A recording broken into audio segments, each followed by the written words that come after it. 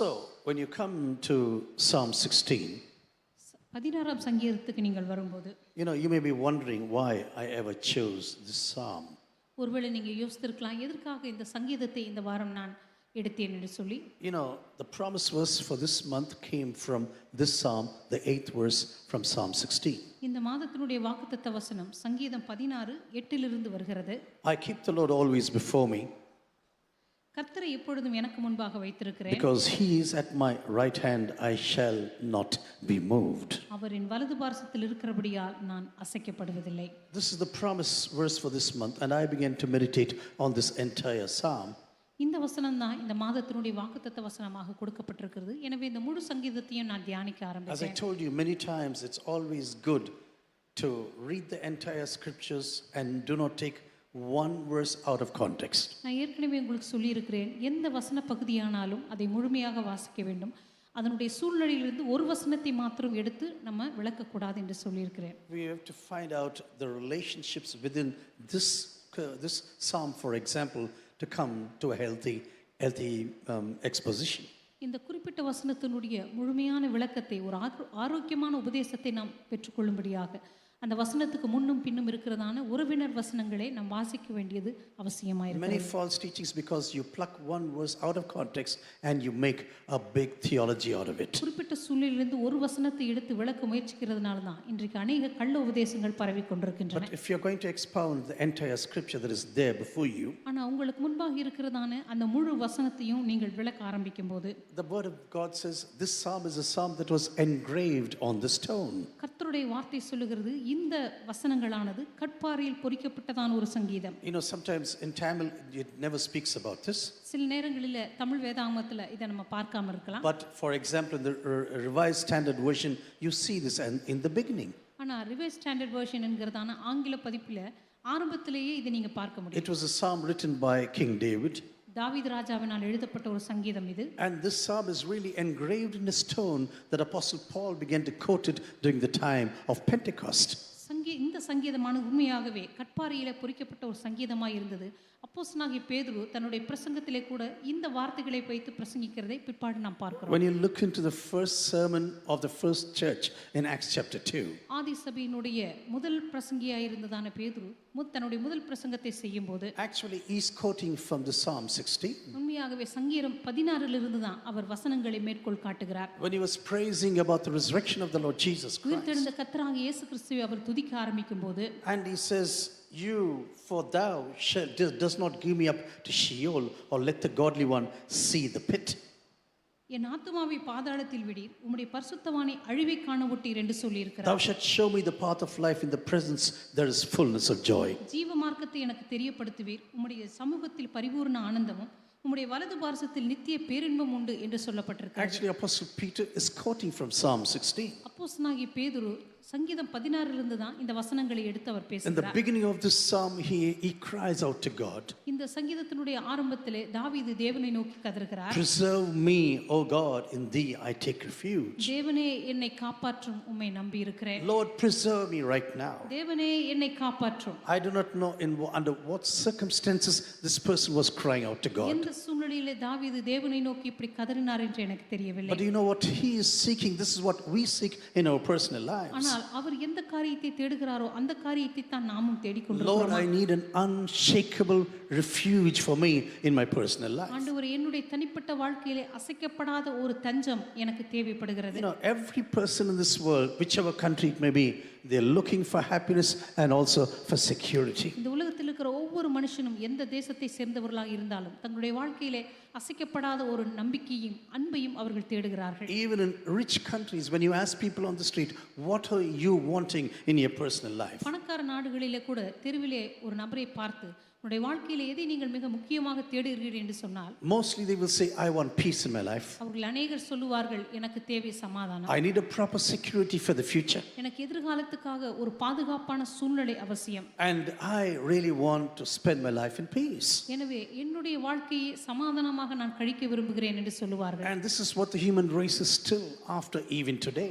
இன்றைக்கும் கூட மனுக்குலம் இதைத்தான் தேடிக்கொண்டிருக்கிறது. We need happiness for our lives. நம்முடைய வாழ்க்கைக்கு சந்தோஷம் நமக்கு தேவை. And Lord, I need security. ஆண்டவரே, என்னுடைய வாழ்க்கையில பாதுகாப்பு எனக்கு தேவை. When you look into the entire essence of this psalm, இந்த முழு சங்கீதத்தினுடைய சாராம்சத்தை நீங்கள் the பார்க்கும்போது, thing is, you seek God with your whole heart, உன்னுடைய முழு இருதயத்தோடு நீங்கள் தேவனை தேடுங்கள். and that is the reason you have an unshakable security and eternal happiness in your personal life. அதனாலேயே உங்களுடைய வாழ்க்கையில நித்திய பேரின்பமும் உங்களுடைய வாழ்க்கையில பரிபூர்ண ஆனந்தமும் இருக்கும்.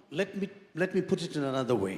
இதை இன்னொரு வார்த்தையிலே நான் சொல்லுகிறேன். If you want eternal joy in your life, உங்களுடைய வாழ்க்கையில நித்தியமான ஒரு சந்தோஷத்தை பெற்றுக்கொள்ள விரும்புகிறீர்களா? if you want real security, unshakable security in your personal life, உங்களுடைய தனிப்பட்ட வாழ்க்கையில அசைக்கப்படாத ஒரு பாதுகாப்பை பெற்றுக்கொள்ள நீங்கள் விரும்புகிறீர்களா? you must be a person who is seeking God with all of your heart. அப்படியானால் உங்களுடைய முழு இருதயத்தோடு கூட நீங்கள் தேவனை தேடுகிறவர்களாக இருக்க வேண்டும். When this whole world is seeking security and happiness, இந்த முழு உலகமே பாதுகாப்பையும் சந்தோஷத்தையும் தேடிக்கொண்டிருக்கும் போது, dear brothers and sisters, when we move closer to God, this is what the psalm says. கருமையான சகோதர சகோதரிகளே, இந்த சங்கீதம் சொல்வது போல நாம் தேவனுக்கு அருகாமையில் வரும்போது, This security is going to come out of the nearness to your living God. இந்த பாதுகாப்பானது இந்த ஜீவனுள்ள தேவனை நீங்கள் கிட்டிச் சேர்கிறதுனாலே உங்களுக்கு வருகிறது. Because God is the source of all security. ஏனென்றால் தேவனே எல்லா பாதுகாப்பின் உறைவிடமாய் You இருக்கிறார். know, the security of this world can be demolished in a few hours, I tell you. இந்த உலகத்தினுடைய பாதுகாப்புகள் எல்லாம் சில வினாடிகளிலே அடிக்கப்பட்டு போகலாம். You know, last week I did not know whether you were reading the newspapers.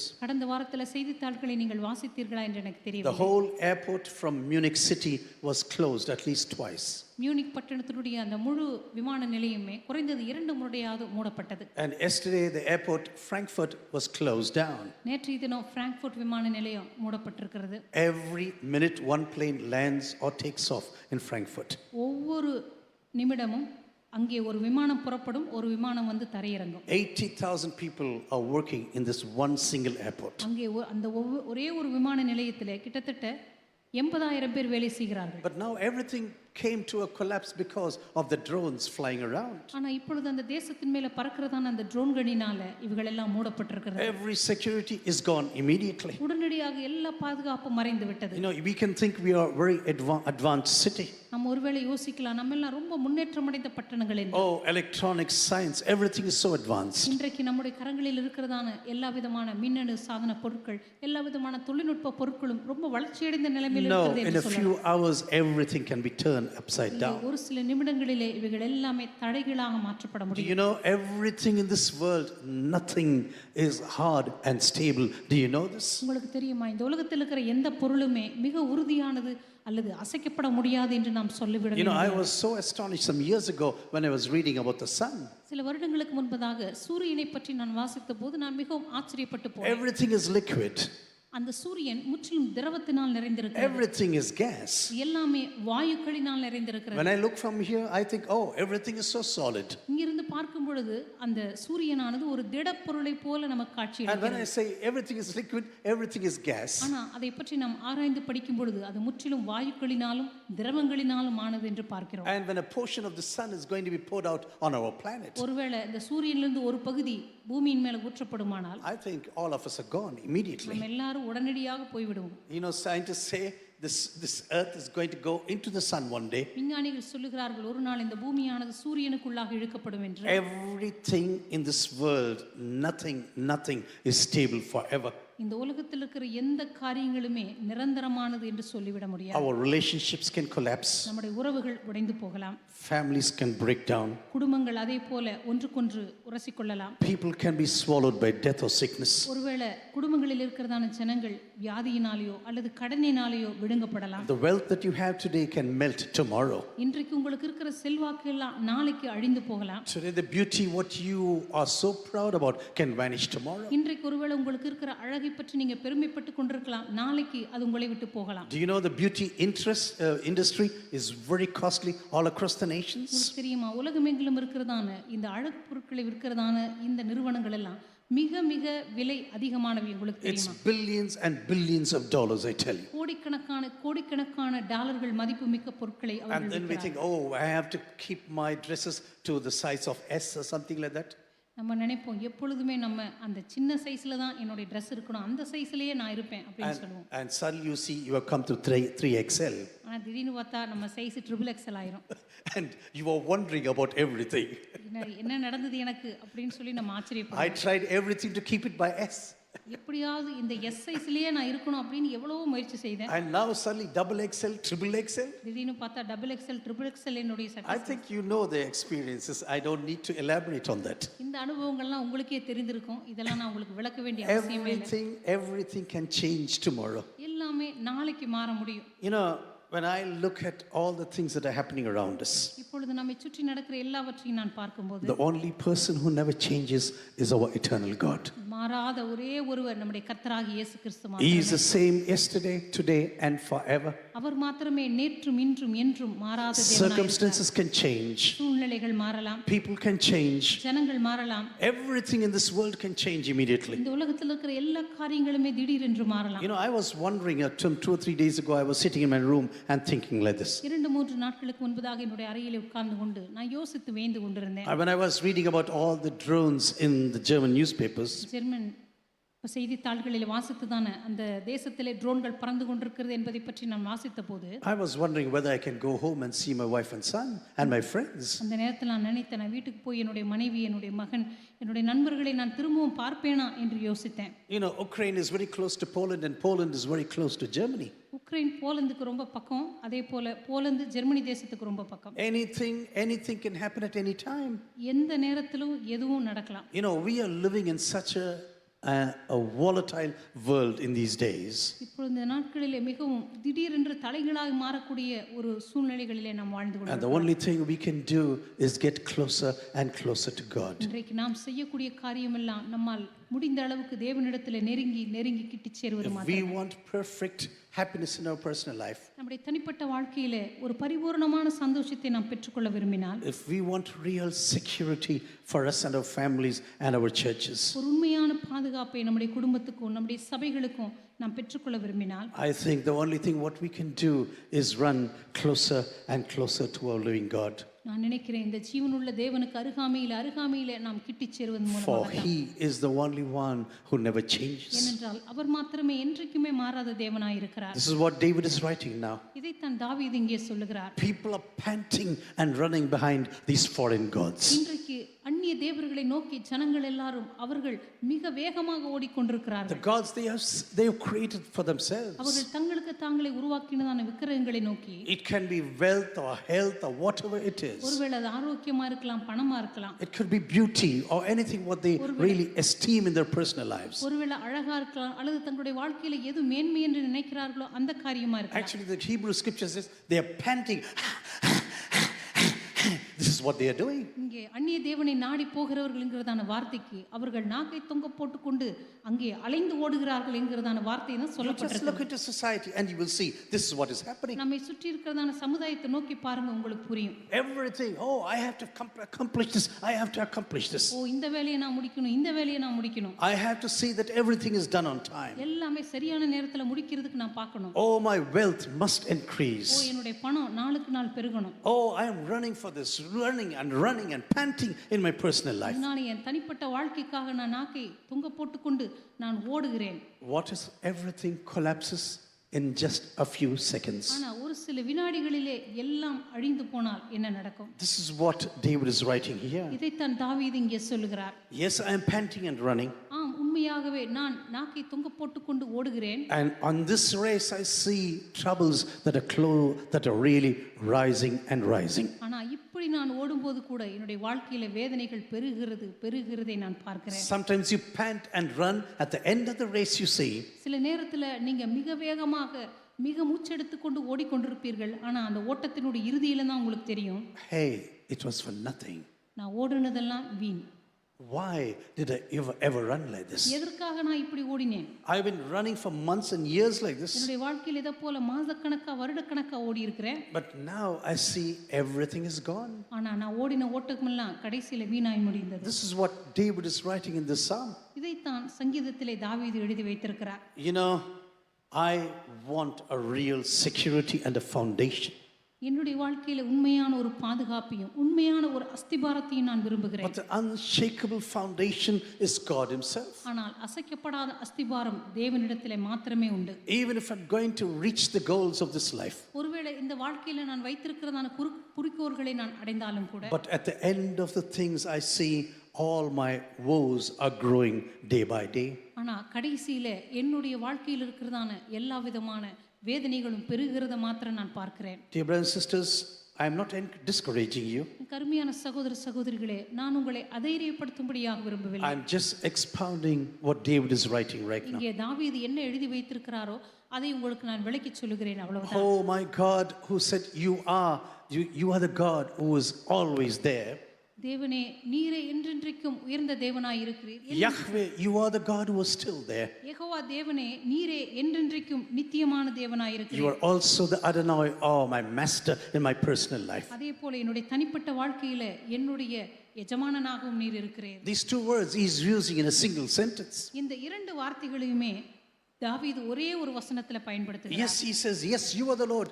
You said, I am there and I will be there forever. I never change. ஆண்டவரே, நீர் சொல்லி இருக்கிறீர், நான் உனக்காக இருக்கிறேன், நான் என்னென்றைக்குமே உனக்காக இருப்பேன் என்று சொல்லி இருக்கிறேன். But at the same time, you are the master of my life. ஆனா அதே நேரத்தில் நீரே என் வாழ்க்கையின் எஜமானனாக இருக்கிறீர். But Lord, when I look into my personal life, ஆண்டவரே, என்னுடைய தனிப்பட்ட வாழ்க்கையை நான் திரும்பி பார்க்கும்போது, when I look back, there's nothing good happening around me.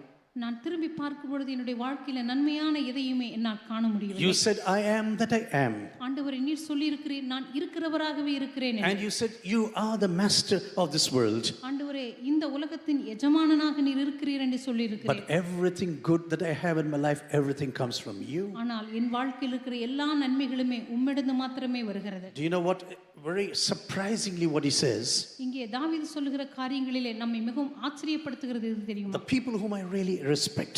உண்மையாகவே என்னுடைய வாழ்க்கையிலே நான் என்னுடைய பிரியத்தை, என்னுடைய மரியாதையை வைத்திருக்கிறவர்கள் எல்லாம் யார் தெரியுமா? When I look to the superior types of people around me, இந்த என்னை சுற்றி இருக்கிறதான பூமியில் இருக்கிற மகா பெரிய ஜனங்கள் என்று நினைக்கிற all of them are people who are walking with you, the saints of God. அவர்கள் எல்லாருமே இந்த தேவனுக்காகவே வாழ்ந்து கொண்டிருக்கிற ஜனங்கள் மாத்திரமே. These are supreme people I really look up to. இந்த ஜனங்களைத்தான் என்னுடைய வாழ்க்கையிலே மகாத்மாக்களாக நான் பார்க்கிறேன். Do you know this is what the church should say about the world should say about the church of Jesus? இன்றைக்கு இயேசுவின் சபையை பார்த்து உலகம் இதைத்தான் சொல்ல வேண்டும். These are the supreme people who are living on the planet. இந்த உலகத்திலே வாழ்ந்து கொண்டிருக்கிற மகாத்மாக்கள் இவர்கள்தான் என்று சொல்ல வேண்டும். Because of their prayer, this world is being kept together. அவர்களுடைய ஜெபத்தினால தான் இந்த உலகம் பாதுகாக்கப்பட்டு வருகிறது என்று சொல்ல வேண்டும். Because they are the salt of this earth. This salt is keeping the world together.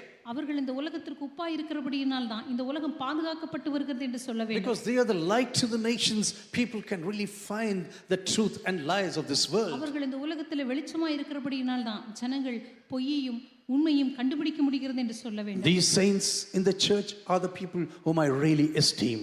இந்த சபையிலே பார்க்கிறதான இந்த ஜனங்கள் தான் என்னுடைய வாழ்க்கையிலே நான் முழு பிரியத்தை வைக்கிறதான ஜனங்கள். This family of God is so special to me. இந்த கர்த்தருடைய குடும்பம் தான் என்னுடைய வாழ்க்கையிலே மிகவும் விசேஷித்த ஒன்று. One of the greatest joys God has given to me. என்னுடைய வாழ்க்கையில கொடுக்கப்பட்ட மிகப்பெரிய சந்தோஷங்கள் எல்லாம் Wherever I have traveled to every nation, நான் இந்த உலகத்துல எந்த தேசத்துல பிரயாணம் பண்ணினாலும் சரி, I have always found my family in every nation. நான் எந்த தேசத்துக்கு போனாலும் என்னுடைய குடும்பத்தை என்னால் பார்க்க முடியும். You know, this is such a privilege that God is giving you.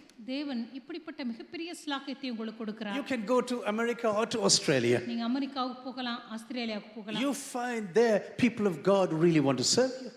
அங்கே உங்களை சேவிக்கிறதான ஜனங்களே அங்கே உங்களால் காண முடியும். You know, I had a personal experience in the United States once. அமெரிக்க தேசத்துல எனக்கு ஒரு தனிப்பட்ட ஒரு அனுபவம் இருந்தது. One pastor invited me to speak in a conference. ஒரு முறை அங்க இருக்கிறதான ஒரு கருத்தரங்களை பேசும்படியாக ஒரு போதகர் என்னை The அழைத்திருந்தார். church was huge, 15,000 people. அந்த சபை மிக பெரியது. அங்கே கிட்டத்தட்ட 15,000 விசுவாசிகள் இருந்தார்கள். The images of this church never left me.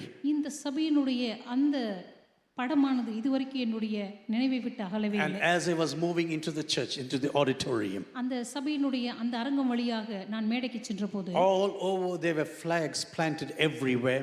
எல்லா இடங்களிலும் எல்லா தேசத்தினுடைய கொடிகளும் அங்கே வரிசையாக And வைக்கப்பட்டிருந்தது. I asked the pastor, what is the meaning of all these flags? அப்ப அங்க இருக்கிற போதகரை பார்த்து கேட்டேன், எல்லா தேசத்து கொடிகளையும் இங்க வைத்திருக்கிறீங்களே, இதனுடைய அர்த்தம் என்ன? He said, in all these 83 countries, அவர் சொன்னார், இங்க இருக்கிற 83 நாடுகளும் we have missionaries. நாங்க அந்த இடத்துல எல்லாம் மிஷினரிகள் அனுப்பியிருக்கிறோம். We have sent missionaries to all 83 countries. இங்க இருக்கிற இந்த 83 தேசங்களிலுமே எங்களுடைய மிஷினரிகளை நாங்க அனுப்பியிருக்கிறோம். My heart began to cry out with joy. அப்பொழுது என்னுடைய இருதயமானது சந்தோஷத்தினால் நிறைந்து நான் அழத் I தொடங்கினேன். said, this is how a church should be. ஒரு சபை என்பது இப்படித்தான் இருக்க வேண்டும் என்று நான் ஆனந்த கண்ணீர் விட ஆரம்பித்தேன். Not self-centered and consuming everything by themselves. ஒரு சுயநலமாய் இருக்கிற அல்லது தன்னைத்தானே திருப்திப்படுத்திக் கொண்டிருக்கிற ஒரு சபை மாத்திரமல்ல, Doing everything to build the kingdom of God in all the nations of this இந்த world. உலகத்தில் இருக்கிற எல்லா தேசங்களிலும் ஆண்டோடைய ராஜ்யத்தை கட்டும்படியாக பணிபுரிகிறவர்கள். And as he was leading this family of the pastor after nearly 1 week, அந்த வீட்டில் நான் ஒரு வாரம் அங்கே நான் தங்கின பிற்பாடு, and I said, I'm going back to Germany now. அதுக்கப்புறம் நான் சொன்னேன், நான் இப்பொழுது ஜெர்மனி தேசத்துக்கு திரும்ப I போகிறேன். have to go back to Germany. நான் ஜெர்மனிக்கு திரும்பி போக வேண்டும். Both the pastor and the children and his wife, everyone was hugging me and weeping profusely. அங்கிருந்த போதகர், அவருடைய மனைவி, அவருடைய பிள்ளைகள் எல்லாருமே என்னை கட்டிப்பிடித்து கொண்டு ரொம்ப மிக அதிகமாக அழத் தொடங்கினார். I sat in the taxi and I began to think like this. நான் அந்த நாளிலே இந்த வாகனத்தில் உட்கார்ந்து கொண்டு இப்படி யோசிக்க ஆரம்பித்தேன். What a privilege, what a privilege. என்ன ஒரு ஸ்லாக்கியம், என்ன ஒரு ஸ்லாக்கியம். We were born about 25,000 kilometers away. நாம் இங்கே 25,000 கிலோமீட்டருக்கு அந்த பக்கம் இருக்கிறோம். And this love of Christ is something that God gives only to his own children. இந்த கிறிஸ்துவுடைய அன்பை தேவன் தம்முடைய பிள்ளைகள் மூலமாகவே நமக்கு கொடுக்கிறார் என்று சொல்லி நான் And he ஆச்சரியப்பட்டேன். says, whatever name I take in my mouth, it's not going to be the names of other gods in my life. இங்கே தாவீது சொல்லுகிறார், நான் அந்நிய தேவருடைய பெயர்களை என்னோட உதடுகளினால் உச்சரிக்கவும் மாட்டேன். I'm not going to be a part of the rituals they do practice. அவர்கள் செய்கிறதான இரத்தபான பலிகளை நான் செலுத்த You மாட்டேன். know, sometimes this is a great temptation to every child of God. சில நேரங்களிலே தேவனுடைய பிள்ளைகள் ஒவ்வொருவருக்கும் இருக்கிறதான மிகப்பெரிய ஒரு சோதனை. Oh yes, we want to follow the Lord Jesus Christ. நம் ஆண்டவராக இயேசுவை பின்பற்ற விரும்புவோம். But why not be a part of the rituals that are surrounding us? ஆனா அதே நேரத்தில் நம்மை சுற்றி இருக்கிறதான ஜனங்களுடைய சடங்காச்சாரங்களில நம்ம ஏன் பங்கு பெறக்கூடாது என்று நினைப்போம். Oh, this is Indian culture, so we have to be a part. இது இந்திய தேசத்தினுடைய கலாச்சாரம் தானே, அதில் பங்கு பெறுகிறதுனால என்ன தவறு? But some years ago, I came to this decision. ஆனா சில வருடங்களுக்கு முன்பதாக நான் இந்த முடிவுக்கு வந்தேன். If there is a conflict between the culture around you and the biblical culture, ஒருவேளை உங்களுடைய வாழ்க்கையில வேதத்தினுடைய கலாச்சாரத்துக்கும் நீங்க வாழ்கிற கலாச்சாரத்துக்கும் இடையில ஒரு போட்டி வந்தா, we have to decide for the biblical culture. வேதத்தினுடைய கலாச்சாரத்துக்கு தான் நான் முடிவு செய்ய We வேண்டும். cannot say, oh, the culture around me is teaching this. என்னை சுற்றி இருக்கிற கலாச்சாரம் எனக்கு இதைத்தானே கற்றுக் கொடுக்கிறது. The highest culture that a Christian can have is a biblical culture. ஒரு கிறிஸ்துவனுடைய வாழ்க்கையில் இருக்கிறதான உன்னதமான கலாச்சாரம் அது வேதத்தினுடைய கலாச்சாரம் மாத்திரம். My old self died and with Jesus Christ. என்னுடைய பழைய மனுஷன் கர்த்தராகிய இயேசு கிறிஸ்துவோடு கூட சிலுவையிலே அறையப்பட்டு விட்டான். And I came out of the baptism water in the newness of life. நான் தண்ணீர் ஞானஸ்தானத்திலிருந்து வெளியே வந்த பொழுது புதிதாக்குதலின் ஜீவனுக்குள்ளாக நான் கடந்து வந்தேன். Not following the cultures around me, என்னை சுற்றி இருக்கிறதான கலாச்சாரத்தை பின்பற்றபடியாக but அல்ல, following the biblical culture as a Christian. ஆனால் ஒரு கிறிஸ்தவனாக வேதத்தினுடைய கலாச்சாரத்தை பின்பற்றுவதற்காக வந்தேன். Lord, you are my inheritance. ஆண்டவரே, நீரே என்னுடைய சுதந்திரமாயிருக்கிறீர். You know, sometimes again and again I read this now in newspapers. இதை மறுபடியுமாக செய்தித்தாள்களிலே நான் வாசிக்கிறேன். Some years ago, children were not concerned about the inheritance until the parents gave them the inheritance. சில வருடங்களுக்கு முன்பதாக இருந்த பிள்ளைகள் எல்லாம் பெற்றோர்கள் தங்களுடைய சொத்துக்களை தங்களுடைய பிள்ளைகளுக்கு எழுதி வைக்க வரைக்கும் பிள்ளைகள் அந்த சொத்துக்களை பற்றி யோசிக்கவும் இல்லை, அதை பற்றி அக்கறைப்படவும் இல்லை. But you know, as a pastor, you come across so many stories even in our congregation. ஆனா ஒரு சபையினுடைய மேய்ப்பராக இருக்கும் பொழுது நிறைய கதைகளை நீங்க கேள்விப்பட முடியும், நம்முடைய சபையில் இருந்தும் கூட. Many people don't want to wait. அநேக பிள்ளைகள் இப்பொழுது காத்திருக்க விரும்புவதில்லை. When are you going to die? எப்ப நீங்க சாவீங்க? There are some people who ask you straight. ஒரு சில நேரடியாவே கேட்பாங்க, When are you going to die? எப்பதான் நீங்க சாவீங்க? You will die when you are 90 உங்களுக்கு 90 வயசு ஆகும்போது தான் நீங்க சாவீங்க. and I will be 60 then at that time. இந்த நேரத்துல எனக்கு அப்பவே 60 வயசு ஆயிரும். What's the point of this inheritance? அப்போ போய் நீங்க எனக்கு சொத்தை கொடுத்து எனக்கு என்ன பிரயோஜனம்? You know, IKEA, this company IKEA, I hope you know this, from Sweden. இக்கேயா என்கிறதான அந்த கம்பெனி உங்களுக்கு தெரிந்திருக்கும்னு நினைக்கிறேன், ஸ்வீடன்ல இருந்து. The owner is a born again Christian, a Pentecostal person. அந்த இக்கேயா கம்பெனியினுடைய ஓனர் வந்து ஒரு மறுபடியும் பிறந்த ஒரு கிறிஸ்தவர். He earned billions through furniture. அவர் வந்து இந்த மாதிரி மரச்சாமான்களை விற்கிறதுனால கோடிக்கணக்கான பணத்தை சம்பாதித்தார். But you know what he did before he died? ஆனா அவர் மரிப்பதற்கு முன்பதாக என்ன செய்தார் தெரியுமா? The whole of the inheritance went into the kingdom of Jesus. அவருடைய முழு சொத்தையுமே ஆண்டவருடைய ராஜ்யத்துக்கு எழுதி வச்சிட்டார். And people asked him, hey, what about your children? அப்போ அவரை பார்த்து கேட்டாங்க, உன் பிள்ளைகளை பற்றி என்ன? They will earn, he said. அவர் சொன்னார், அவங்க சம்பாதிச்சுக்குவாங்க. I have given enough knowledge and money that they earn by themselves. அவங்களே சம்பாதித்துக் கொள்ளக்கூடிய அளவுக்கு போதுமான அறிவையும் பணத்தையும் அவங்ககிட்ட நான் But கொடுத்துருக்கேன். all these billions will go into the kingdom of Jesus. நான் சம்பாதித்திருக்கிற இந்த கோடிக்கணக்கான சொத்துக்கள் எல்லாம் ஆண்டவருடைய ராஜ்யத்துக்கு போகும் என்று சொன்னார். You know, when God began to divide the nation, the promised land was divided among the tribes of Israel. அன்றைக்கு கர்த்தர் இஸ்ரவேல் ஜனங்களுக்கு மத்தியிலே வாக்குத்தத்த தேசத்தை பிரித்து கொடுக்க சொன்னபோது, I do not know what the Levites were thinking in those days. அந்த நாட்களிலே லேவியர்கள் என்ன நினைத்தார்களோ எனக்கு தெரியவில்லை. Hey, we are someone special. நம்ம விசேஷமானவங்க. Oh, we are carrying the presence of God. நம்ம தான் ஆண்டவருடைய பிரசன்னத்தை சுமக்கிறவங்க. Oh, we are working for God in our lives. நம்ம வாழ்க்கையில தேவனுக்காக உழைக்கிறவர்கள். We have been called to be servants in his house. நாம் அவருடைய சபையிலே, அவருடைய கூடாரத்திலே ஊழியக்காரர்கள் என்று அழைக்கப்படுகிறவர்கள். Oh, we are exhibiting everything godliness to these people around us. நம்மை சுற்றி இருக்கிறதான ஜனங்களுக்கு மத்தியிலே பக்தியை பரப்புகிறவர்கள். They are thinking about the covenant of God whenever they see us, for example. எப்பொழுதெல்லாம் ஜனங்கள் என்னை பார்க்கிறார்களோ அப்பொழுதெல்லாம் ஜனங்கள் நினைத்தது தேவனுடைய உடன்படிக்கையை பற்றி. The whole nation was divided. இந்த முழு தேசமும் பிரித்து கொடுக்கப்பட்டது. The Levites are looking around now. லேவியர்கள் பார்த்து கொண்டே இருக்கிறார்கள். And God said to the Levites like this. லேவியர்களை பார்த்து ஆண்டவர் இப்படி சொன்னார், You don't need a portion of this land. உனக்கு இந்த தேசத்தினுடைய எந்த பங்கும் அவசியம் இல்லை. Because I am your inheritance. ஏனென்றால் நானே உன்னுடைய சுதந்திரமாக இருக்கிறேன். You don't need this inheritance. உனக்கு இந்த வாக்குத்தத்த பூமியின் சுதந்திரம் அவசியம் இல்லை. Because I am your inheritance. ஏனென்றால் நானே உன்னுடைய சுதந்திரமாக இருக்கிறேன். You have everything what you really need. உன்னுடைய வாழ்க்கையில் உனக்கு தேவையான எல்லாமே உனக்கு இருக்கிறது. And you don't think about the land right now. எனவே உன்னை சுற்றி இருக்கிறதான நிலப்பரப்பை பற்றி யோசிக்காதே. You know, when the people of Israel were praying for a king, அன்றைக்கு இஸ்ரவேல் ஜனங்கள் ஒரு ராஜாவுக்காக ஜெபித்த பொழுது, you know, I think it was very hurting for the heart of God and also for Samuel. அன்றைக்கு சாமுவேலுக்கும் தேவனுடைய இருதயத்துக்கு கூட மிகவும் காயத்தை ஏற்படுத்தின ஒரு காரியம் You know, இது என்று நான் sometimes we நினைக்கிறேன். can say such stupid things to God in prayer. சில நேரத்தில் நம்முடைய ஜெபங்களிலே அவ்வளவு முட்டாள்தனமான காரியங்களை கூட நம்ம ஆண்டவரிடத்தில் கேட்க Oh, முடியும். we need a king like all other nations. ஆண்டவரே, எங்களை சுற்றி இருக்கிற தேசத்தாரை போல எங்களுக்கும் ஒரு ராஜா இருக்கத்தான் வேண்டும். We need a king who will lead us to war. எங்களை யுத்தத்திற்கு நடத்தி செல்லுகிற ஒரு ராஜா வேண்டும்.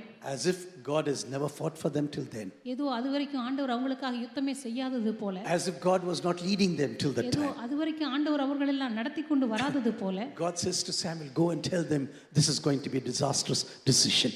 ஆண்டவர் சொன்னார் சாமுவேலை பார்த்து, நீ போய் ஜனங்களிடத்துல சொல்லு, இது அவருடைய மிகவும் அழிவுக்கேதுவான ஒரு தீர்மானம். If they are going to have an earthly king, there's going to be a lot of trouble. அவர்களுக்கு பூமிக்குரிய ஒரு ராஜா இருந்தா அவருடைய வாழ்க்கையில நிறைய பிரச்சனைகள் அவர்களுக்கு வர இருக்கும். Taxes, people will be stolen from them. All the problems will come together. அவருடைய வாழ்க்கையில வரிகள் என்று வரிகள் சுமத்தப்படும். அநேகர் அவர்களிடமிருந்து அநேக ஜனங்கள் வேலைக்காக கொண்டு போகப்படுவார்கள். But the people said, no, we want a king. ஆனா இஸ்ரவேல் ஜனங்கள் சொன்னார்கள், இல்லை, எங்களுக்கு ஒரு ராஜா வேண்டும். And Samuel comes back to God once again. அப்பொழுது சாமுவேல் மறுபடியும் தேவனிடத்திற்கு வருகிறார். Wonderful words of God to Samuel. Samuel இடத்தில் ஆண்டவர் சொன்ன அற்புதமான வார்த்தைகள். Samuel, they have not rejected you, they have rejected me. சாமுவேலே, அவர்கள் உன்னை புறந்தள்ளவில்லை, அவர்கள் என்னைத்தான் தள்ளினார்கள். You know, when you read those sentences, I tell you, அந்த வசனங்களை நீங்க வாசிக்கும்போது it can just move you to tears. அது உங்களை கண்ணீர் விட வைக்கும். You know, what did God think about these people? இந்த ஜனங்களை பற்றி ஆண்டவர் என்ன நினைத்திருப்பார்? Hey, they are not rejecting you, but they are rejecting me. அவர்கள் உன்னை நிராகரிக்கவில்லை, என்னைத்தான் நிராகரிக்கிறார்கள். It is a theocracy. I am the person who is heading this country. இந்த தேசத்தை வழிநடத்துகிற ஒரே தேவன் நான் மாத்திரமே. And now they say, we don't need you. ஆனா இப்பொழுது அந்த ஜனங்கள் என்னை பார்த்து சொல்லுகிறார்கள், ஆண்டவரே, நீர் எங்களுக்கு அவசியம் இல்லை. Dear brothers and sisters, God has made us priests and Levites. That's what we say. அருமையான சகோதர சகோதரிகளை, நாம் சொல்லுகிறோம், கர்த்தர் நம்மை ஆசாரியர்களாகவும் லேவியர்களாகவும் படைத்திருக்கிறார். When we go to Revelation chapter 1 verses 5 and 6. வெளிப்படுத்தின விசேஷம் 1ஆம் அதிகாரம் 5-6 வசனங்களை நம்ம To வாசிக்கிறோம். him who loves us and has freed us from our sins by his blood and made us a kingdom, priest to his God and Father, to him be glory and dominion forever and ever. நம்மிடத்தில் அன்பு கூர்ந்து தமது இரத்தத்தினாலே நம்முடைய பாவங்களற நம்மை கழுவி தம்முடைய பிதாவாகிய தேவனுக்கு முன்பாக நம்மை ராஜாக்களும் ஆசாரிகளுமாக்கின அவருக்கு மகிமையும் வல்லமையும் என்னென்றைக்கும் உண்டாவதாக. Yes, we are the priests and Levites. ஆம், நாம் ஆசாரியர்களும் லேவியர்களுமாக இருக்கிறோம். But we should not behave like the priest and the Levite in the story of the Good Samaritan. ஆனா நல்ல சமாரியன் கதையிலிருந்து தான் ஆசாரியர் லேவியர்களைப் போல நம்ம நடந்து கொள்ளக்கூடாது. The man is totally beaten up and he's dying. அந்த மனுஷன் அதிகமாக அடிக்கப்பட்டு கொள்ளைக்காரர்களினால் அடிக்கப்பட்டு அவன் ரத்தம் சிந்தி இருக்கிறான். Full of injuries. அவனுடைய உடல் முழுவதும் காயப்பட்டு குற்றுயிராய் கிடக்கிறான். A priest and a Levite come along. அந்த வழியாய் ஒரு ஆசாரியன் வருகிறான், ஒரு லேவியன் வருகிறான். And they say, oh, we have very important things to do. அவர்கள் ரெண்டு பேருமே நினைத்துக் கொள்கிறார்கள், ஓ எங்களுக்கு மிக முக்கியமான ஒரு வேலை காத்து Oh, கொண்டிருக்கிறது. we have an important service to conduct. எங்களுக்கு இன்னைக்கு நடத்த வேண்டிய முக்கியமான ஒரு ஆராதனை இருக்கிறது. We are so concerned about our rituals. எங்களுடைய வாழ்க்கையில் எங்களுக்கு இருக்கிற சடங்காச்சாரங்கள் எங்களுக்கு மிகவும் முக்கியமானது. We have to be there to preach the word of God. கர்த்தருடைய வார்த்தையை பிரசங்கிக்கும்படியாக நாங்கள் போயாக வேண்டும். But you know what Jesus wanted to tell those people very clearly? ஆனால் அவர்களை பார்த்து கர்த்தர் மிக தெளிவாக சொல்ல விரும்பின காரியம் என்ன தெரியுமா? What is the point of your priesthood and Levite life if you don't have compassion and love in your personal life? உன்னுடைய தனிப்பட்ட வாழ்க்கையில அன்பும் மனதுருக்கமும் இல்லாமல் உன்னுடைய வாழ்க்கையில் உனக்கு கொடுக்கப்பட்டிருக்கிற இந்த லேவியனின் ஊழியத்தினாலும் ஆசாரியத்துவத்தினாலும் என்ன பிரயோஜனம்? Yes, you can be a priest, you can be a Levite. ஒருவேளை நீ ஆசாரியனா இருக்கலாம், லேவியனா இருக்கலாம். But what is the point when you are just running away from compassion and love? ஆனா மனதுருக்கத்தையும் அன்பையும் விட்டு ஓடும் பொழுது இந்த ஊழியம் உனக்கு கொடுக்கப்பட்டதனால என்ன பிரயோஜனம்? Not only that, David says in the middle of the night when God really likes to counsel me and he begins to instruct me. இது மாத்திரமல்ல, தாவீது சொல்லுகிறார், ராக்காலங்களிலும் எனக்கு ஆலோசனை தந்த கர்த்தரை நான் துதிப்பேன். I think it's one of the great experience you can have as a child of God. தேவனுடைய பிள்ளையாக உங்களுடைய வாழ்க்கையில நீங்க பெறக்கூடிய ஒரு மேன்மையான ஒரு அனுபவம் இது. Being alone in the presence of God during the quiet night times. கர்த்தருடைய பிரசன்னத்திலே அல்லது அமைதியான இரவு வேளைகளிலே ஆண்டவருடைய சமூகத்திலே நீங்கள் அமர்ந்திருப்பது. Where God begins to counsel you. தேவன் உங்களுக்கு ஆலோசனை கொடுக்க ஆரம்பிக்கிறது. God begins to instruct you. தேவன் உங்களுக்கு ஆலோசனை கொடுப்பது, அநேக காரியங்களை உங்களுக்கு கற்றுக் கொடுப்பது. Pours out his revelations upon you. உங்களுடைய வாழ்க்கையின் மீது தன்னுடைய வெளிப்பாடுகளை ஊற்றுவது. Dear brothers and sisters, this is one of the greatest privileges a Christian can ever have. கருமையான சகோதர சகோதரிகளே, ஒரு கிறிஸ்துவனுடைய வாழ்க்கையில அவர்களுக்கு கிடைக்கக்கூடிய ஒரு மேன்மையான ஸ்லாக்கியம் இது என்று நான் This is the சொல்லுவேன். reason why Jewish leaders always began to meditate the word of God and pray during the night time. இந்த காரணத்தினால் தான் எப்பொழுதுமே இஸ்ரவேல் தேசத்தில் இருக்கிறதான எல்லா விதமான யூதர்களுமே இரவு நேரங்களிலே அவர்கள் நியாயப்பிரமாணத்தை வாசிக்கவும் தியானிக்கவும் ஆரம்பித்தார்கள். They had too much to do during the daytime. பகல் நேரங்களிலே அதிகமான வேலை பளுக்கள் And அவர்களுக்கு that's the reason why Nicodemus came to the Lord during the night. இந்த காரணத்தினால் தான் நிக்கதேமு இரவு வேளையிலே இயேசுவினிடத்திற்கு He had a lot வந்தார். to do during the daytime. ஒருவேளை நிக்கதேமுக்கு பகல் வேளையில் நிறைய வேலைகள் இருந்திருக்கும். But spending time together with God during the night times. ஆனா தேவனோடு கூட இரவு நேரத்துல நேரத்தை When செலவிடுங்க. everyone is sleeping, எல்லாரும் தூங்கி கொண்டிருக்கும் போது, there's no one to disturb you. உங்களை தொந்தரவு செய்ய ஒருவரும் இல்லாத போது, Just you and the presence of God. நீங்களும் ஆண்டவருடைய பிரசன்னம் But மாத்திரம். God comes down with his power upon you in your room, wherever you may be. நீங்க எந்த இடத்துல இருந்தாலும் ஆண்டவர் தம்முடைய வல்லமையோடு கூட உங்கள் மத்தியிலே வந்து இறங்குறதான அந்த அனுபவம். Where God begins to counsel you with all of his instructions. தேவன் தம்முடைய எல்லா விதமான ஆலோசனைகளோடு கூட உங்களோடு கூட பேசுகிறதான அனுபவம். Yes, we may have so much of secrecies in our personal lives. Secrets. ஒருவேளை நம்முடைய தனிப்பட்ட வாழ்க்கையில அநேக ரகசியங்களை நாம் வைத்திருக்கலாம். We can have deep thoughts in our personal lives. ஒருவேளை ஆழமான எண்ணங்களை நாம் வைத்திருக்கலாம். We can have aspirations that are really that we are yearning for. அநேக ஆசைகளை நாம் வைத்திருக்கலாம், எதிர்காலத்தில் இந்த காரியங்கள் எல்லாம் நாம் அடைய வேண்டும் என்று. But for everything you can wait on the Lord that you receive instructions from God. ஆனா இவை எல்லாவற்றிற்காக ஆண்டவரிடத்தில் காத்திருந்து ஆண்டவருடைய ஆலோசனைகளை, ஆண்டவருடைய வார்த்தைகளை நாம் பெற்றுக்கொள்ள வேண்டும். Not only God is filling you with his instructions, தேவன் தம்முடைய ஆலோசனைகளினால் உங்களை நிரப்புவது மாத்திரமல்ல, but also filling you with the wisdom of your heart. உங்களுடைய இருதயத்தை ஞானத்தினால நிரப்புகிறார். I want to tell you something. This is not very compulsory that you should know. இந்த காரியத்தை நீங்க கண்டிப்பாக தெரிந்து கொள்ள வேண்டும் என்ற அவசியமில்லை. But when you go to the original text in this portion, ஆனா இந்த பகுதியினுடைய அசல் மொழிபெயர்ப்பு நீங்க போய் பார்த்தா, it speaks about the kidneys. இங்கே உள்ளந்திரியங்கள் என்கிறதான வார்த்தைகள் சிறுநீரகங்கள் என்று Because the Jews thought like this. ஏனென்றால் யூதர்கள் நினைத்தார்கள், all your secrets, all your aspirations, உங்களுடைய எல்லா ரகசியங்களும், உங்களுடைய எல்லா விதமான ஆசைகளும் விருப்பங்களும், even your conscience, everything is being driven by your kidneys. உங்களுடைய உள் மனசாட்சிகள் கூட உங்களுடைய சிறுநீரகத்திலிருந்து தான் உணரப்பட்டது என்று அவர்கள் And out நினைத்தார்கள். of your heart comes wisdom. அதுக்கப்புறம் இருதயத்திலிருந்து ஞானம் புறப்பட்டது என்று அவர்கள் விசுவாசித்தார்கள். Whatever it may, God can speak to you in the middle of the night. எனவே எதுவாக இருந்தாலும் சரி தேவன் நடு இரவிலே உங்களோடு கூட பேச முடியும். God can counsel you and He can also instruct you. தேவன் உங்களுக்கு ஆலோசனை தர முடியும். உங்களுடைய உள்ளந்திரியங்களிலே அவர் பேச முடியும். God says, I am that I am. ஆண்டவர் சொல்லி இருக்கிறார், நான் இருக்கிறவராகவே இருக்கிறேன். And I am the inheritance of your life. அதே போல நானே உன் வாழ்க்கையினுடைய பங்காக இருக்கிறேன். The inheritance which I give to no other in this world. இந்த உலகத்திலே வேறு எவருக்கும் கொடுக்காத ஒரு நேர்த்தியான பங்கு. This inheritance I am giving you. இந்த பங்கை நான் உனக்கு கொடுக்கிறேன். You know, and I also have you a cup that satisfies you. அதே போல உன்னை திருப்தியாக்குகிற ஒரு பாத்திரத்தையும் நான் உனக்கு கொடுக்கிறேன். The cup I am giving you quenches your thirst. நான் கொடுக்கிற அந்த பாத்திரத்தின் பங்கானது உன்னை முற்றிலுமாக திருப்தியாக்குகிறது. It's going to strengthen you for your personal life. அது உன்னுடைய தனிப்பட்ட வாழ்க்கையில் உன்னை பலப்படுத்துகிறதா இருக்கிறது. And it's also going to fill you with joy, the cup that I am going to give you to drink. அதே போல நான் உனக்கு கொடுக்கிறதான அந்த பாத்திரத்தின் பங்கு உன்னை முற்றிலுமாக சந்தோஷத்தினால் நிரப்புகிறது.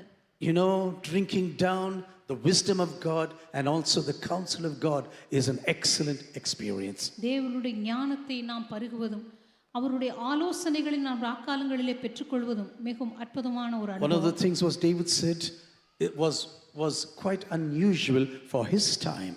தாவீது சொன்ன ஒரு காரியம் அவருடைய காலகட்டத்திலே மிகவும் வழக்கத்திற்கு மாறான ஒன்று. You know, in those days people never spoke about resurrection. அந்த நாட்களிலே ஜனங்கள் உயிர்த்தெழுதலை பற்றி பேசவே இல்லை. Yes, at the end of the times, yes. ஆம், இந்த உலகத்தினுடைய முடிவு பரியந்தத்திலே ஒரு உயிர்த்தெழுதல் நடக்கும் என்று Therefore சொன்னார். my heart is glad and my soul rejoices. இங்கே சொல்லுகிறார், என் இருதயம் பூரித்தது, என் மகிமை My களிகூர்ந்தது, body also dwells secure. என் மாம்சமும் நம்பிக்கையோட For தங்கியிருக்கிறது. thou dost not give me up to Sheol, or let the godly ones see the pit. என் ஆத்துமாவை பாதாளத்தில் விடீர், உம்முடைய பரிசுத்தவானை அழிவை காண ஒட்டீர். Actually, he's describing death and resurrection. இந்த இடத்திலே மரணத்தையும் உயிர்த்தெழுதலை பற்றியும் தாவீது விவரித்து கூறுகிறார். 1,000 years before the coming of the Lord Jesus Christ, கர்த்தராகிய இயேசு கிறிஸ்து இந்த உலகத்தில் வருவதற்கு 1000 வருடங்களுக்கு முன்பதாக this man is writing about death and resurrection. இந்த மனிதன் மரணத்தை பற்றியும் உயிர்த்தெழுதலை பற்றியும் He பேசுகிறார். says, I am not scared about death. நான் மரணத்தை பற்றி பயப்படவில்லை. Yes, they can lay me in a pit. ஆம், ஒருவேளை அவர்கள் என்னை குழியிலே போட்டாலும், Yes, I am going to be asleep for some time. ஆம், நிச்சயமாகவே சில நாட்கள் நான் பூமியின் தூடிலே உறங்குவேன். But God will surely bring me out of the area of death. ஆனால் நிச்சயமாகவே தேவன் ஒரு நாள் இந்த மரணத்தின் பகுதியிலிருந்து என்னை வெளியே கொண்டு வருவார். And he will never see the godly one see decay in his personal life. நிச்சயமாகவே அவருடைய பரிசுத்தவானை அவர் அழிவை காணும்படியாக விட மாட்டார். This is what David is writing 1,000 years ago. இதைத்தான் 1000 வருடங்களுக்கு முன்பதாகவே தாவீது எழுதுகிறார். Dear brothers and sisters, this is what is quite convincing for many people when they speak about the birth and the resurrection of the Lord Jesus Christ. கருமையான சகோதர சகோதரிகளே, இந்த வசனங்கள் தான் கர்த்தராக இயேசு கிறிஸ்துடைய மரணத்தை பற்றியும் உயிர்த்தெழுதலை பற்றியும் பேசும் பொழுது அநேகருக்கு உறுதி அளிக்கக்கூடிய ஒரு வசனங்கள். I know a few intellectuals who wanted to really dispute the resurrection of the Lord Jesus Christ. இந்த நாட்களிலே அநேக ஜனங்கள் தங்களை புத்திசாலிகளாக எண்ணிக்கொண்டு இந்த கர்த்தராக இயேசு கிறிஸ்துடைய உயிர்த்தெழுதலை பற்றி இல்லை என்று சாதிக்கிறவர்களும் இருக்கிறார்கள். But as they were beginning to write the book, ஆனால் அவர்கள் புத்தகத்தை எழுத ஆரம்பித்த போது, as they begin to gather all the evidences, அவர்கள் அதற்கான எல்லா ஆதாரங்களையும் சேகரிக்க ஆரம்பித்த போது, everything in that book started to change immediately. அந்த புத்தகத்திலே அவர்கள் எழுத விரும்பின காரியங்கள் எல்லாம் உடனடியாக மாறத் துவங்கியது.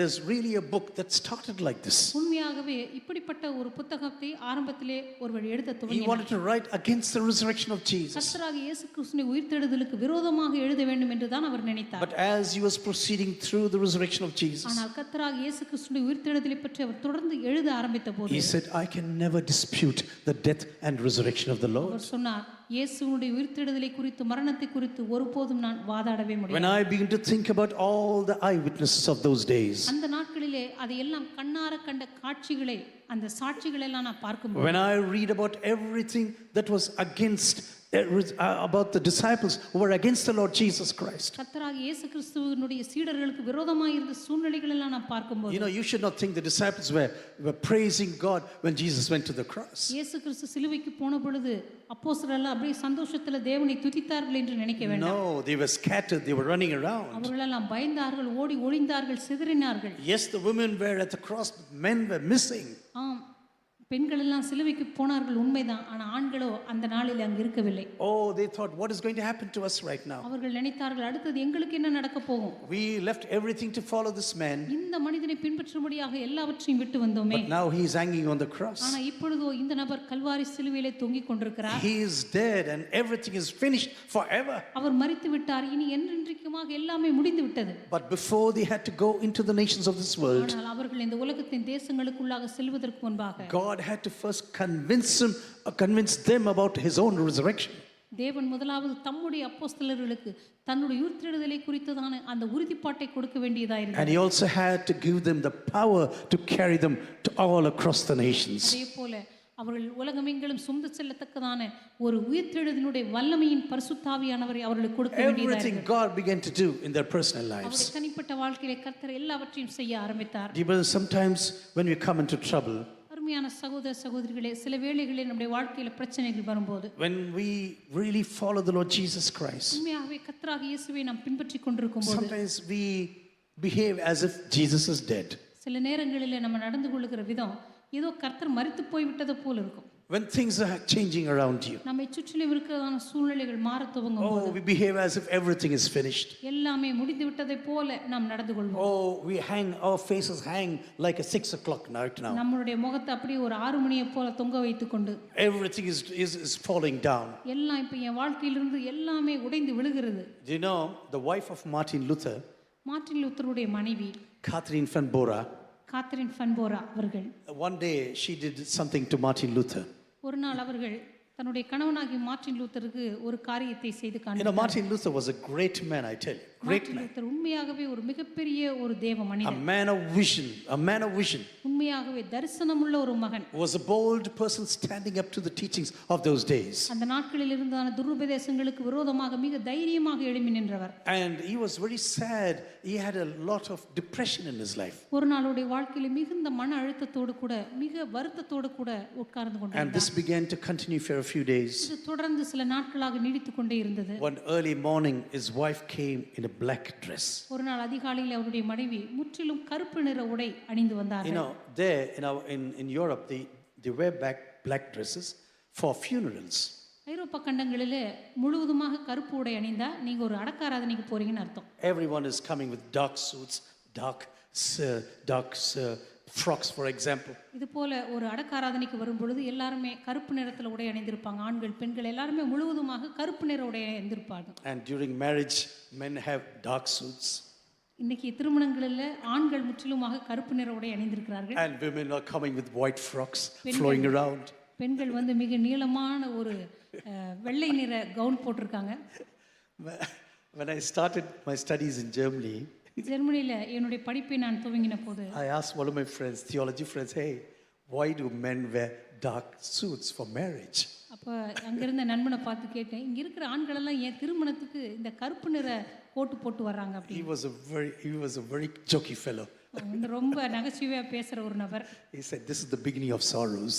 இதுதான் அவருடைய வாழ்க்கையில் வேதனைக்கு ஆரம்பம், அதனால தான் கல்யாணத்தன்னைக்கு கருப்பு கோட்டோட வந்திருக்காருன்னு I சொன்னேன். said, women are joyfully dressed in white dresses. பெண்கள் எல்லாம் சந்தோஷமா முழுவதுமா வெள்ளை நிறத்துல வந்திருக்காங்க. Why are these men coming with dark suits, I asked. இந்த ஆண்கள் எதுக்கு இப்படி கருப்பு நிற கோட்டு ட்ரெஸ்ல வந்திருக்காங்க? And suddenly the wife of Martin Luther stood before him.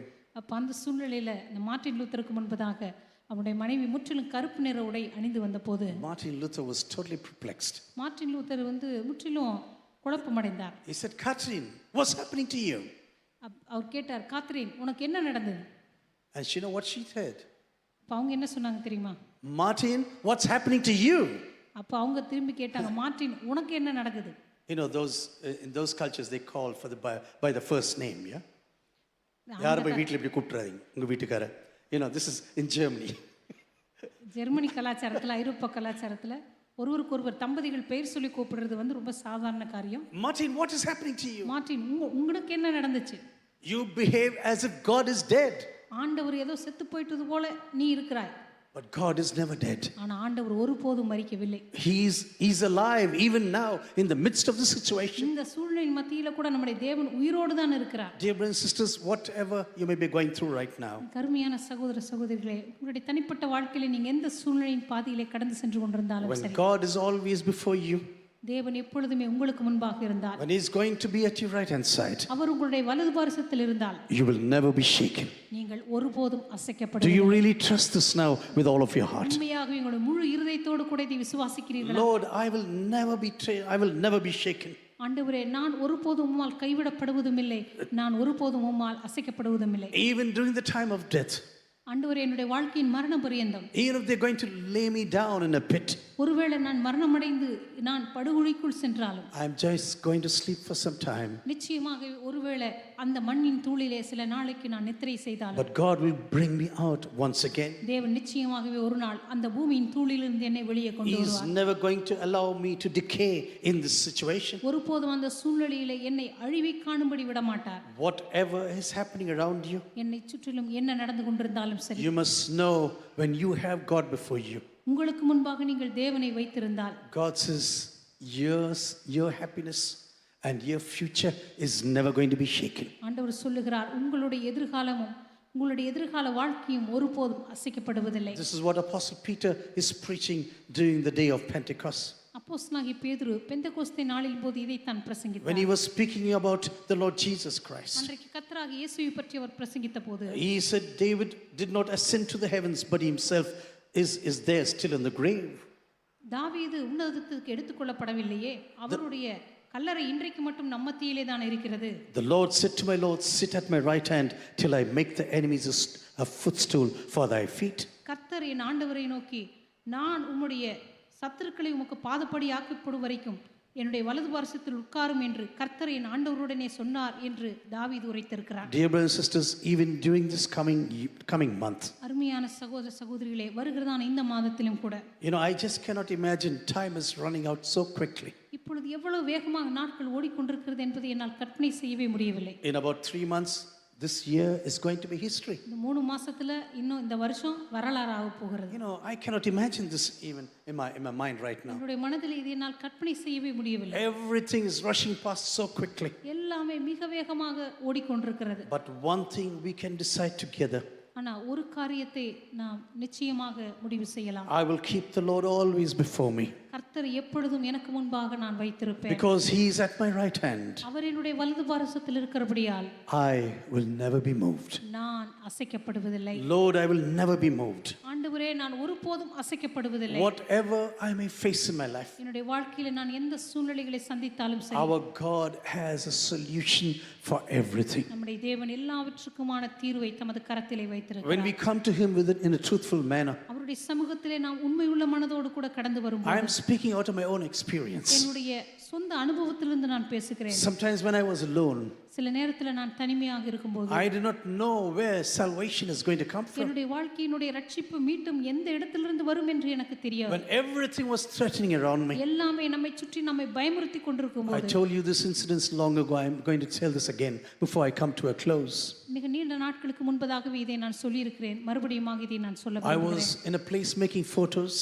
ஒரு இடத்துல நான் புகைப்படங்கள் எடுக்கும்படியாக போயிருந்தேன். One person came and asked me, hey, you come from this team to preach the gospel here? அங்கே திடீரென்று ஒரு மனுஷன் வந்து என்னை பார்த்து கேட்டார், நீ அந்த குழுவை சேர்ந்தவர் தானே, இந்த இடத்துல நீ சுவிசேஷம் அறிவிக்கும்படியாகத்தானே வந்திருக்கிறாய் என்று I கேட்டார். said, I do not belong to that team. நான் சொன்னேன், நான் அந்த கூட்டத்தை சேர்ந்தவன் அல்ல. It was really the truth. I did not lie. I did not belong to that team which he asked for. நான் சொன்னது உண்மையை தான் சொன்னேன். உண்மையாகவே அவர் கேட்ட அந்த குழுவை சேர்ந்தவனாக நான் இருக்கவில்லை. After about an hour, I came back the same way. ஒரு மணி நேரம் கழிச்சு மறுபடியும் அந்த வழியா நான் வந்தபோது, A policeman stops me again. திடீரென்று அங்கிருந்த ஒரு காவல்துறை அதிகாரி என்னை நிறுத்தி, He said, you are arrested. நீ கைது செய்யப்படுகிறாய். For 1 year, you have no lawyers. உங்களுக்கு ஒரு வருஷம் எந்த வக்கீலும் வரமாட்டாங்க. And after 1 year, your process will come before the court. ஒரு வருஷத்துக்கு பின்னாடி தான் உங்களுடைய அந்த நீதிமன்றத்துக்கான காரியங்கள் எல்லாம் கோர்ட்டுக்கு வரும். Some of my friends were watching me. என்னுடைய சில நண்பர்கள் தூரத்திலிருந்து என்னை பார்த்து கொண்டிருக்கிறார்கள். I said, go, don't stay here. நான் உங்களை பார்த்து கையை காட்டுறேன், நீங்க போயிருங்க. Suddenly we just had one option, just to cry out to God. அந்த நேரத்தில் எங்களுக்கு இருந்தது ஒரே ஒரு காரியம் தான், ஆண்டவரை நோக்கி கதறுவது மாத்திரம்தான். And as we were praying in this situation, இந்த சூழ்நிலையில நாங்கள் ஜெபித்து கொண்டிருந்த போது, a huge bus came and stopped right in front of me. திடீரென்று ஒரு பெரிய பேருந்து வந்தது. Maybe about 10 or 15 feet away from me. எங்கிட்ட இருந்து ஒருவேளை 10-15 அடி தூரத்துல அந்த பேருந்து வந்து நின்றது. The door opened. அந்த கதவு திறந்தது. a huge priest is sitting inside. உள்ளுக்குள்ள ஒரு பெரிய சாமியார் உட்கார்ந்திருக்கிறார். Really, maybe 200 kilos. நான் நினைக்கிறேன் ஒரு 200 கிலோ எடை இருந்திருப்பாருன்னு நினைக்கிறேன். And he was looking at me and he said like this. கையை காட்டி என்னை இப்படி கூப்பிட்டார். And I immediately ran into the van. உடனடியாக அந்த வேனை பார்த்து நான் ஓடிட்டேன். I didn't know why I did this. நான் ஏன் அதை செய்தேன்னு எனக்கே தெரியல. Because my friends were so scared. ஏன்னா என் நண்பர்கள்லாம் அப்படி பயப்படுறாங்க. They said, hey, don't do this. அவங்க சொல்றாங்க போகாத அப்படின்னு. Why are you doing this? நீ ஏன் இதை செய்யறேன்னு கேட்டாங்க. And I sat in front of him. நான் போய் அவர் பக்கத்துல உட்கார்ந்துட்டேன். He didn't understand my language and I did not understand his language. அவருக்கு எதிர்க்க நான் உட்கார்ந்துட்டேன். நான் பேசுற பாஷை அவருக்கு புரியல, அவரு பேசுற பாஷை எனக்கு புரியல. Biting. That's what he said. இப்படி நேரா கையை காட்டி உட்காருன்னு ஹிந்தில சொன்னார். That I understood. அது ஒண்ணு மட்டும் தான் எனக்கு புரிஞ்சது. And then he's driving. அதுக்கப்புறம் பார்த்தா வண்டி போகுது போயிட்டே இருக்குது. Maybe 20 kilometers. நான் நினைக்கிறேன் 20 கிலோமீட்டர் போயிருப்பாங்கன்னு நினைக்கிறேன். And I was wondering, where is this man taking me now? இந்த மனுஷன் இப்போ என்ன எங்க தான் கொண்டு போறாரு அப்படின்னு யோசிச்சிட்டு இருக்கேன். Is this the end of my ministry? இதுதான் என் ஊழியத்தினுடைய முடிவா? And we came outside the city. அதுக்கப்புறம் அந்த பட்டணத்துக்கு வெளியே நாங்க வந்தோம். He opened the door. அந்த கதவை திறந்து He said, that's what he கதவை said. திறந்து இப்படி ஒரு சத்தம் கொடுத்தார் கையை காட்டி. That I understood. அது மட்டும் எனக்கு நல்லா புரிஞ்சுது. That's what he said. வேகமா போ அப்படின்னு சொல்லி ஒரு Why am I going to look back now? அதுக்கப்புறம் நான் ஏன் திரும்பி பார்க்கறேன்? I was sprinting. நான் வந்து சும்மா பின்னங்கால் பிடரில் அடிக்க துள்ளி குதிச்சு ஓடி வந்துட்டேன். I was living in a hotel at the 8th floor there on that day. அன்னைக்கு 8வது மாடியில ஒரு ஹோட்டல்ல நாங்க தங்கி இருந்தோம். And then we began to rejoice and pray once again. அப்புறம் எல்லாரும் சந்தோஷப்பட்டு விடுதலையான சந்தோஷத்துல எல்லாம் சந்தோஷப்பட்டு ஆண்டவரை துதிச்சு ஜெபம் பண்ணோம். And the middle of this prayer, an earthquake. அந்த ஜெபத்துக்கு நடுவுல பார்த்தா ஒரு பூகம்பம் வந்துச்சு. Everything is shaking inside the hotel. எல்லாம் அப்படியே ஹோட்டலுக்குள்ள எல்லாம் ஆடுது. Immediately we began to run again. அதுக்கப்புறம் 8 மாடி கீழ இறங்கி ஓடி வந்தோம். Because we couldn't use the lift, everyone had to go down the stairs right now. ஏன்னா அந்த நேரத்துல லிஃப்ட் பயன்படுத்த முடியாது, எல்லாம் படி வழியா ஓடி தப்பிச்சுங்கன்னு சொல்லிட்டாங்க. But I have to tell you this one thing. ஆனா ஒரு காரியத்தை நான் உங்களுக்கு சொல்ல விரும்புகிறேன். You keep the Lord always before you. கர்த்தரை எப்பொழுதும் உங்களுக்கு முன்பாக வைத்திருங்கள். And when he is at the right side of your life, அவருடைய வாழ்க்கையினுடைய வலது பக்கத்தில் இருக்கும்போது you shall never be moved. நீங்கள் ஒருபோதும் அசைக்கப்படுவதில்லை. Nothing is going to move you. எதுவுமே உங்களை அசைப்பதில்லை. Whatever the circumstances, சூழ்நிலைகள் எதுவாக இருந்தாலும் சரி. God says, I am watching over you. ஆண்டவர் சொல்லுகிறார், நான் உன்னை பார்த்து கொண்டிருக்கிறேன். I am watching over you. நான் உன்னை பார்த்து கொண்டிருக்கிறேன். I never sleep nor slumber. நான் உறங்குவதும் இல்லை தூங்குவதும் இல்லை. And I am able to take care of my child. நான் என்னுடைய பிள்ளையை பாதுகாத்துக் கொள்வதற்கு வல்லமையுடையவராய் இருக்கிறேன். You know, we are so conscious about the security of these children. ஒருவேளை இன்றைக்கு இந்த பிள்ளைகளுடைய பாதுகாப்பை பற்றி நம்ம ரொம்ப யோசித்து கொண்டிருக்கலாம். Our eyes are always fixed on these people.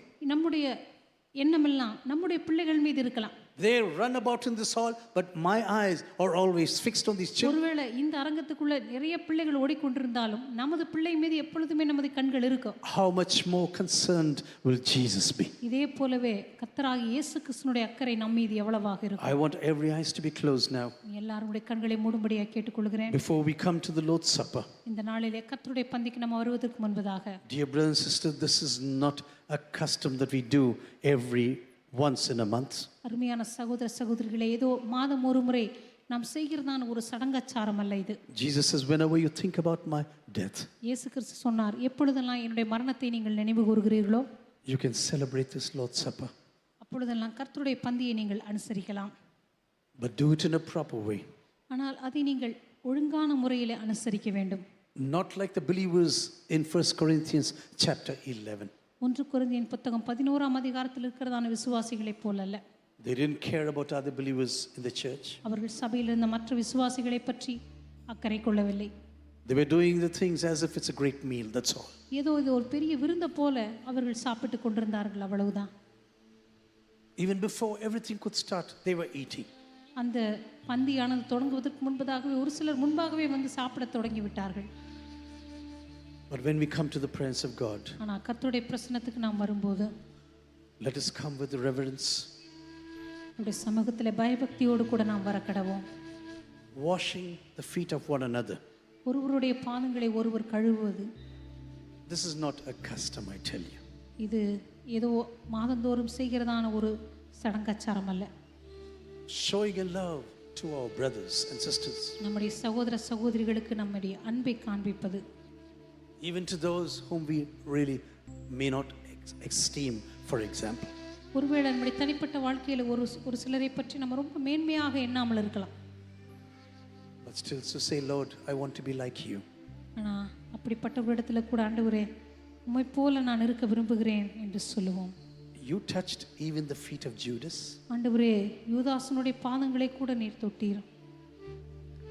You touched the feet of Peter, who was going to deny you. ஆண்டவரே உம்மை மறுதலிக்க போகிறதான பேதுருவுடைய பாதங்களை கூட நீர் தொட்டீர். You touched the feet of Thomas, who was going to question you. ஆண்டவரே உம்மை சந்தேகப்பட போகிற கேள்வி கேட்கக்கூடிய அந்த தோமாவினுடைய பாதங்களை கூட நீர் தொட்டீர். Lord, give us this humility. ஆண்டவரே அந்த தாழ்மை எங்களுக்கு நீர் தாரும். Love and humility with this will win this world for Jesus. அன்பும் தாழ்மையும் இந்த உலகத்தை இயேசுவுக்காக ஆதாயப்படுத்தும். Not fighting for our own rights. நம்முடைய சொந்த உரிமைகளுக்காக நாம் போராடுகிறதுனால அல்ல. Being an example through love and humility. அன்பினாலும் தாழ்மையினாலும் ஒருவருக்கொருவர் முன்மாதிரிகளாய் இருக்கிறபடினாலே. How many times have we prayed, Lord, make me like you? எத்தனை முறை நாம் ஜெபித்திருக்கிறோம், ஆண்டவரே உம்மை போல என்னை நீர் மாற்றும் என்று. Make me like you. ஆண்டவரே உம்மை போல என்னையும் நீர் மாற்றும் என்று. Not fighting for our rights. ஏதோ நம்முடைய உரிமைகளுக்காக நாம் யுத்தம் பண்ணுகிறதுனால அல்ல. Stop fighting for your rights. உங்கள் சொந்த உரிமைகளுக்காக போராடுகிறதை நீங்கள் நிறுத்துங்கள். This is what I have learned in my Christian life. இதைத்தான் என்னுடைய கிறிஸ்தவ வாழ்க்கையிலே நான் கற்றுக்கொண்டேன். You just keep quiet and continue. நீங்கள் அமைதியாக இருந்து தொடர்ந்து உங்களுடைய பிரயாணத்தை தொடருங்கள். God will do justice at the right time. கர்த்தர் நிச்சயமாகவே சரியான நேரத்தில் உங்களுடைய நீதியை விளங்க பண்ணுவார். He will do it for you. அவர் உங்களுக்காக அதை செய்வார். You don't need to fight for your rights. உங்களுடைய உரிமைகளுக்காக நீங்கள் யுத்தம் பண்ண வேண்டிய அவசியம் இல்லை. God is here this evening. தேவன் இந்த மாலை வேளையிலே நம் மத்தியில் இருக்கிறார்.